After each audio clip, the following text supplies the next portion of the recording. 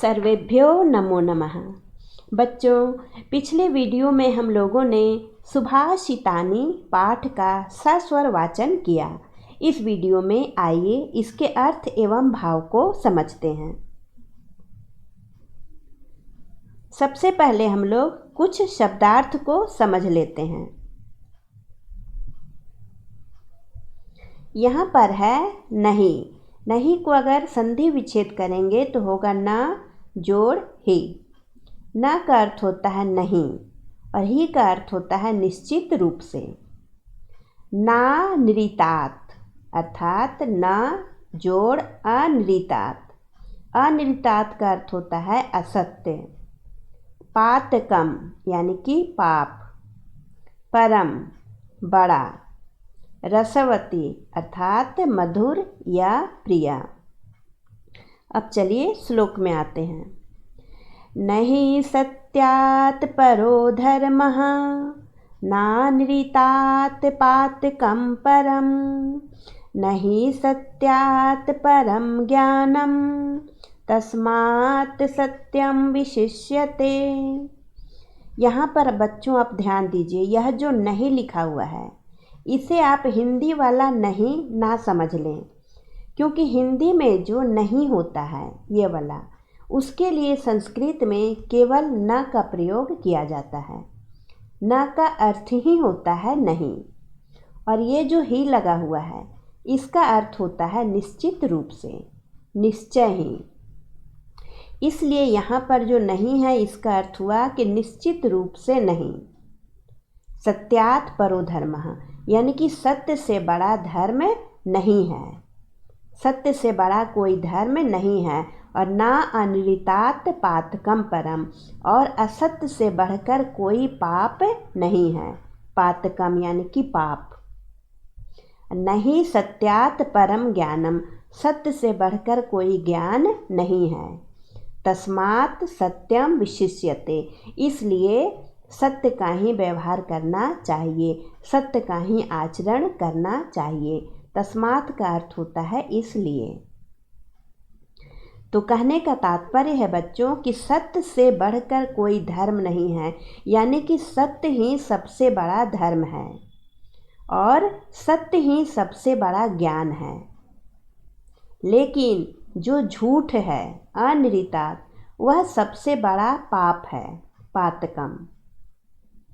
इसलिए हमें कभी भी झूठ नहीं बोलना चाहिए, क्योंकि जो व्यक्ति झूठ बोलता है उसका कोई भी विश्वास नहीं करता है, उससे कोई भी प्यार नहीं करता है।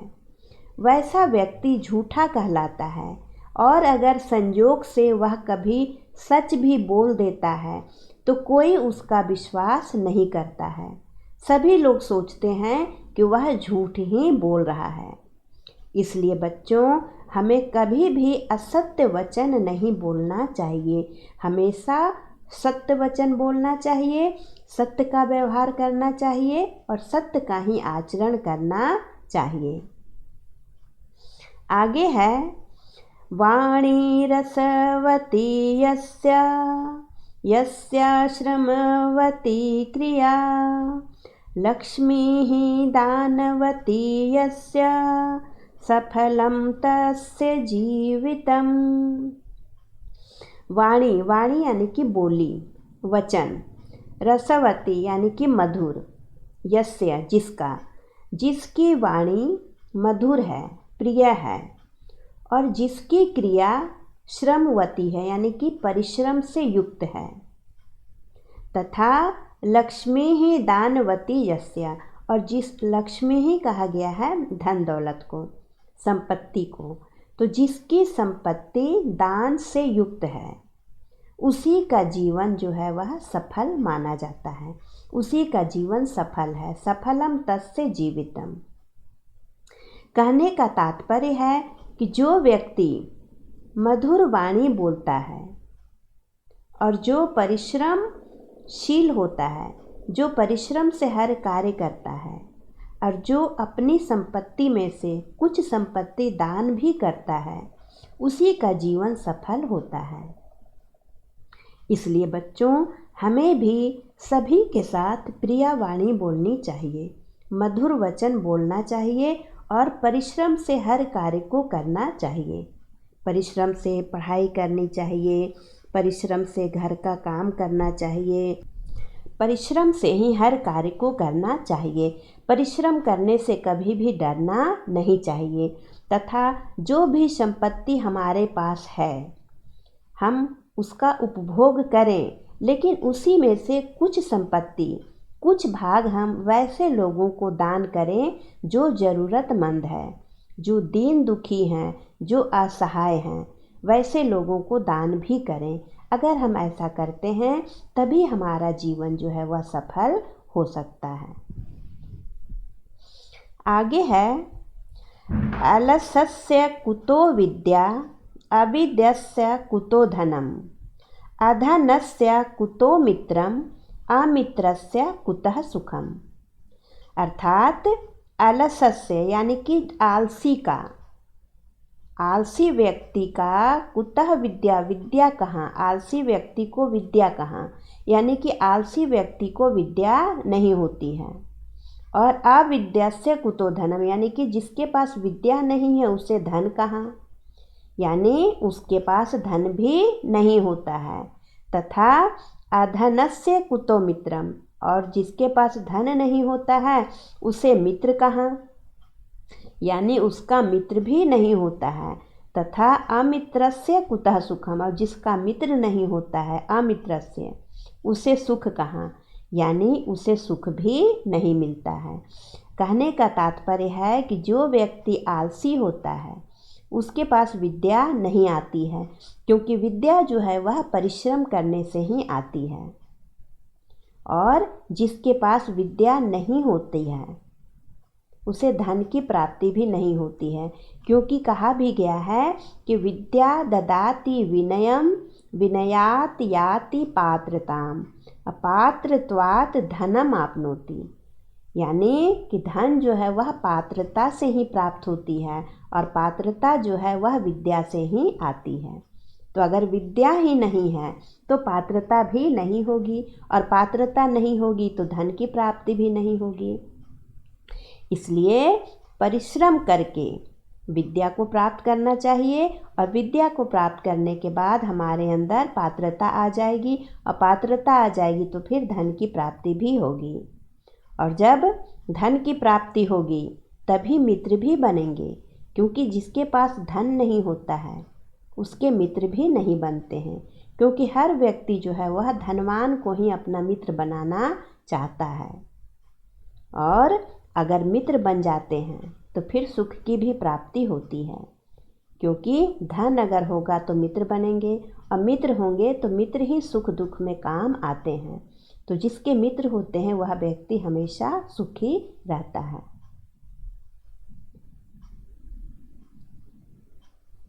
आगे है, उद्यमः साहसं धैर्यं, बुद्धिः शक्तिः पराक्रमः, षडेते यत्र वर्तन्ते तत्र सहायकृत विभुः। यहाँ पर जो षडेते लिखा हुआ है बच्चों, उसको अगर संधि विच्छेद करेंगे तो होगा षड जोड़ एते। षड का अर्थ होता है छह और एते का अर्थ होता है ये, और विभुः इसका अर्थ होता है ईश्वर।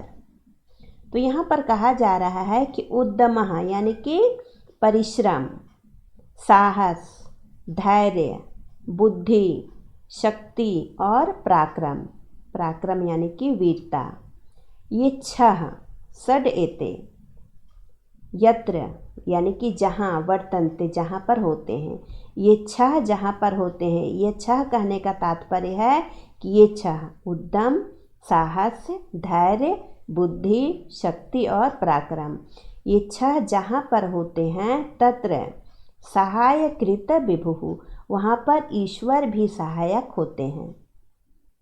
कहने का तात्पर्य है कि जिस व्यक्ति के पास परिश्रम होता है, यानी कि जो व्यक्ति परिश्रमी होता है, साहसी होता है, जिसके पास धैर्य होता है, बुद्धि, शक्ति होती है और वीरता होती है, ये 6 जिसके पास होते हैं उसका ईश्वर भी सहायक होता है, उसकी सहायता भगवान भी करते हैं। इसलिए हम सभी को परिश्रमशील होना चाहिए, साहसी होना चाहिए, धैर्य का गुण धारण करना चाहिए, बुद्धि, शक्ति और पराक्रम को बढ़ाते रहना चाहिए। अगर हम ऐसा करते हैं तो हमें कभी भी दुख नहीं होता है, क्योंकि ईश्वर सदा हमारे साथ रहते हैं। आगे है बच्चों, पिबन्ति नद्यः स्वयं एव न अम्भा स्वयं न खादन्ति फलानि वृक्षाः धराधरो वर्षति न आत्महेतुः परोपकाराय सताम विभूतयः। यह जो 5वां श्लोक है इसमें परोपकार के महत्व पर प्रकाश डाला गया है और कहा गया है कि पिबन्ति नद्यः स्वयमेव न अम्भः। यहाँ पर स्वयमेव को अगर संधि विच्छेद करेंगे तो हो जाएगा स्वयं जोड़ एव, और ना अम्भः इसको तोड़ेंगे तो होगा ना जोड़ अम्भः। अम्भः का अर्थ होता है जल, और धरा धरः इसका अर्थ होता है बादल। नात्म हेतु हो, ना जोड़ आत्म जोड़ हेतु हो। सताम अर्थात सज्जनों की, यहाँ पर षष्ठी विभक्ति बहुवचन है। विभूतयः इसका अर्थ होता है संपत्तियाँ, यहाँ पर प्रथमा विभक्ति बहुवचन है। तो यहाँ पर देखिए कि नद्यः का अर्थ होता है बच्चों नदियाँ, यहाँ प्रथमा विभक्ति बहुवचन है। तो नदियाँ जो है वह अपना जल स्वयं नहीं पीती हैं बल्कि परोपकार के लिए बहती हैं। और स्वयं न खादन्ति फलानि वृक्षः, जो वृक्ष होते हैं वे अपना फल स्वयं नहीं खाते हैं बल्कि परोपकार के लिए ही फलते हैं। तथा धराधरो वर्षति न आत्महेतु हो, बादल भी जो बरसता है वह अपने लिए नहीं बरसता है, न आत्महेतु हो, स्वयं के लिए बारिश नहीं करता है बल्कि परोपकार के लिए करता है। तो परोपकाराय सताम विभूतयः, सताम यानी सज्जनों की जो संपत्तियाँ होती हैं वह परोपकार के लिए होती है। परोपकाराय यहाँ पर चतुर्थी विभक्ति एक वचन है, इसका अर्थ हुआ परोपकार के लिए। तो कहने का तात्पर्य है कि जिस प्रकार नदियाँ अपना जल स्वयं नहीं पीती हैं बल्कि परोपकार के लिए बहती हैं, तथा वृक्ष अपना फल स्वयं नहीं खाते हैं बल्कि परोपकार के लिए फलते हैं, तथा बादल अपने लिए नहीं बरसता है बल्कि परोपकार के लिए बरसता है, उसी प्रकार सज्जनों की संपत्तियां भी केवल अपने लिए नहीं बल्कि परोपकार के लिए ही होती हैं।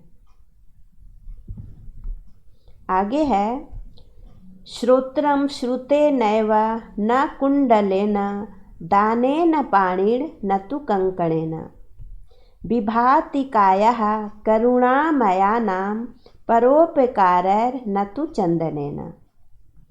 श्रोत्रम, श्रोत्रम का अर्थ होता है कान, और श्रुते नैवा इसको अगर संधि विच्छेद करेंगे तो हो जाएगा श्रुतेन जोड़ एवा। श्रुतेन का अर्थ हुआ सुनने से। पाणिहि इसका अर्थ हुआ हाथ। तु का अर्थ होता है किंतु, तो या पर। और यहाँ पर जो लिखा हुआ है बच्चों परोपकारैर न तु चंदनेन, इसको अगर संधि विच्छेद करेंगे तो हो जाएगा परोपकारैहि जोड़ न जोड़ तु जोड़ चंदनेन। परोपकारैहि में तृतीय विभक्ति बहुवचन है और चंदनेन में तृतीय एकवचन। तो यहाँ पर अर्थ हुआ श्रोत्रम श्रुतेन एवा न कुंडलेन। कान की शोभा सुनने से होती है, कुंडल पहनने से नहीं। क्या सुनने से? वेद वाक्य, वेदों के वचन सुनने से, यानी कि अच्छे अच्छे वचन सुनने से, अच्छी वाणी सुनने से कान की शोभा होती है, कुंडल पहनने से नहीं। उसी प्रकार दाने न पाणी, पाणी यानी कि हाथ की शोभा दान करने से होती है, ना कि कंगन पहनने से। तथा शरीर की शोभा विभाति काया, काया यानी कि शरीर, शरीर की शोभा करुणामय परोपकार के द्वारा होती है, ना कि चंदन का लेप लगाने से। कहने का तात्पर्य है कि व्यक्ति को कानों की शोभा बढ़ाने के लिए केवल कुंडल धारण नहीं करना चाहिए, बल्कि उसे अच्छे वचन सुनने चाहिए, वेद वाक्य को ग्रहण करना चाहिए, उसी से कान की शोभा होती है। तथा हाथों को सजाने के लिए केवल कंगन धारण नहीं करना चाहिए, बल्कि दान करना चाहिए। दान का गुण भी अपनाना चाहिए। जो भी उसके पास है उसमें से थोड़ा अंश वैसे लोगों को दान करना चाहिए जो कि ज़रूरतमंद है, जो दीन दुखी हैं। तभी हाथ की शोभा बढ़ती है और शरीर की शोभा भी बढ़ती है करुणामय बनने से, दूसरों के प्रति दयालु बनने से, परोपकार करने से। केवल चंदन का लेप लगाने से, क्रीम पाउडर लगाने से व्यक्ति की शोभा नहीं बढ़ती है, बल्कि परोपकार का गुण अपनाने से, परोपकारी बनने से, दयालु बनने से ही व्यक्ति जो है वह सुंदर होता है, शोभा को प्राप्त करता है। क्योंकि वैसे लोगों को ही सभी लोग पसंद करते हैं जो परोपकारी होते हैं, जो दयालु होते हैं। केवल श्रृंगार करने से शरीर की शोभा नहीं बढ़ती है। यही तात्पर्य है इस श्लोक का। तो बच्चों, यहाँ पर सुभाषितानी पाठ पूरा हुआ। आशा है आप लोगों को समझ में आया होगा। अब आप इसका स्वयं अभ्यास करें। अगले वीडियो में हम लोग इसके प्रश्न उत्तर को भी करेंगे। धन्यवाद।